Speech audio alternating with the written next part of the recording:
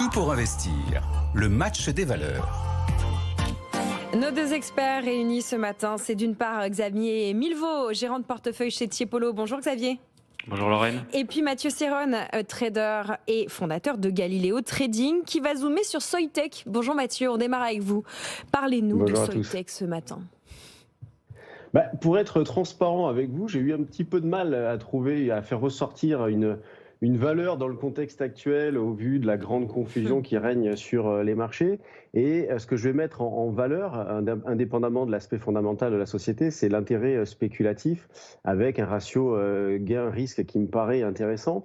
Donc Soitec, petite présentation de la société. Donc c'est une entreprise française de haute technologie qui a été créée en 1992. C'est un leader mondial dans le domaine des substrats en silicium sur isolant. SOI en anglais, d'où le nom de la société, Soitec. Donc c'est une technologie essentielle dans la fabrication de puces électroniques modernes, utilisée notamment dans la téléphonie mobile et dans l'automobile, justement secteur qui fait souffrir la valeur en ce moment. Il suffit de regarder le cours de bourse pour s'en convaincre, on est à moins 45% depuis le début de l'année. En quelques chiffres, Soitec, c'est une capitalisation boursière légèrement supérieure à 3 milliards d'euros, pour un chiffre d'affaires estimé en 2025 de 967 millions et 1,2 milliard en 2026.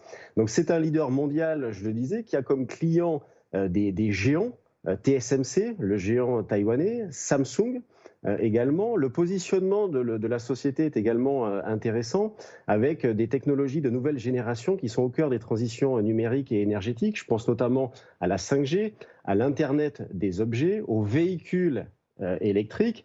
Par contre, ce qu'il faut savoir aussi sur Soitec, c'est que les 2 dernières années ont été un petit peu compliquées, avec plusieurs profit warnings, mais si jamais les objectifs annoncés sont tenus, eh bien la valorisation de la société est extrêmement basse. On serait sur un PER estimé 2027 autour de 13, donc c'est vraiment pas très cher au vu des secteurs porteurs sur lesquels est la société.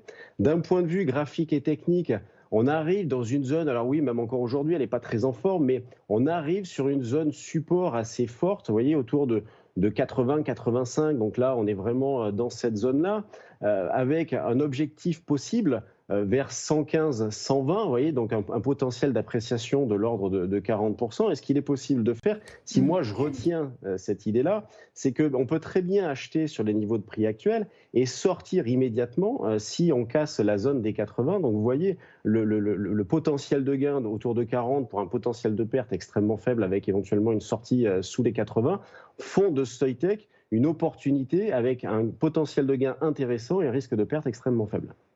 Voilà, le portrait de Soitec avec vous, Mathieu. Les 3 points, pourquoi vous vous intéressez à cette valeur aujourd'hui. Xavier Milvaud, vous vous intéressez à Quadient, autrement connu, ou plutôt anciennement connu, sous le nom Neopost. Absolument. Donc Quadient, c'est trois métiers. Alors justement, l'ancien Neopost, c'est le premier métier, c'est la solution pour le courrier. Typiquement, c'est machines à affranchir pour les entreprises. Et tout ce qui est logiciel lié, ça s'appelle la division mail. Ça représente toujours 70% du chiffre d'affaires du groupe. La deuxième division, c'est les logiciels pour digitaliser les process de fabrication. Ça, c'est digital, ça s'appelle, et ça représente un peu moins d'un quart du chiffre d'affaires du groupe. Et enfin, la dernière division, donc c'est moins de 10% du chiffre d'affaires du groupe, ça s'appelle Parcel Locker. C'est les casiers, vous savez, qu'on trouve maintenant un peu partout dans les magasins, les lieux publics de passage, là où vous pouvez notamment retirer vos colis. Le groupe, l'année dernière, a réalisé un peu plus d'1 milliard d'euros de chiffre d'affaires et donc 534 millions d'euros de chiffre d'affaires au premier semestre de cette année 2024. Alors, il y a 3 divisions, ça fait autant d'arguments pour parler de cette valeur. Première division, premier argument, c'est donc la division courrier, l'ancien Neopost. Ça, c'est un métier en décroissance structurelle, c'est vrai. C'est vrai qu'on envoie globalement de moins en moins de courriers, mais on en envoie quand même, et notamment les entreprises qui envoient des factures. Il faut savoir que Quadient gagne régulièrement des parts de marché, un peu partout dans le monde. Ça baisse lentement, mais ça génère d'importants flux de trésorerie qui permettent notamment de réinvestir dans les autres divisions. Autre division justement, la partie digitale, les logiciels de digitalisation des facturations. Ça affiche une croissance solide avec une rentabilité qui augmente de façon progressive. Alors on arrive, selon nous, à un point intéressant de maturité. Ça fait plusieurs années que la structure, l'entité se structure, se constitue. Cette division devient aujourd'hui un des acteurs les plus importants du secteur en Europe et aux États-Unis, en proposant en fait une plateforme assez large de solutions. On parle aujourd'hui de plus de 225 millions d'euros de chiffre annuel, de chiffre d'affaires, de revenus récurrents. Donc il faut savoir que ce marché fait l'objet aussi d'un fort attrait des fonds de private equity depuis quelque temps. Hein. La dernière opération, il y a eu plusieurs opérations, mais la dernière dont on parle en France beaucoup en ce moment, c'est Esker.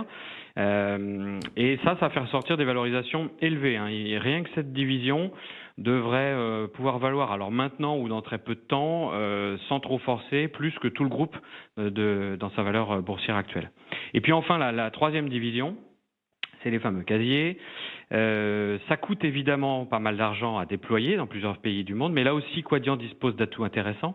En fait, il faut savoir que à côté des grands concurrents comme Amazon ou InPost Mondial Relay, qui eux déploient des casiers pour leurs seuls besoins, Quadient est agnostique. Ça signifie que ces casiers peuvent être loués à plusieurs logisticiens et donc proposer à terme de plutôt belle rentabilité. Et un point intéressant, Daniel Kretinsky, qui est récemment devenu le premier actionnaire de Quadient, alors il est entré au capital, il a passé 5% du capital en octobre de l'année dernière, puis 10 en janvier de cette année, puis 15 en juin dernier. Eh bien, c'est ce dernier métier qui l'intéresse, lui, ce qui est assez logique parce que il s'est aussi offert récemment la Poste britannique ou encore des actifs dans la grande distribution, hein, notamment du groupe Casino.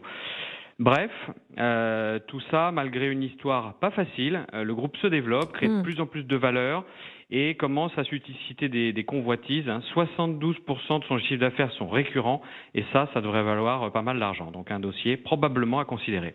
Merci beaucoup Xavier Milvaud en 3 points sur Quadient. Pourquoi on s'intéresse à cette valeur ce matin? Le match des valeurs à retrouver tous les jours en podcast et en replay sur notre site et notre application. Merci l'équipe Tiepolo et merci Mathieu Serron de Galileo Trading.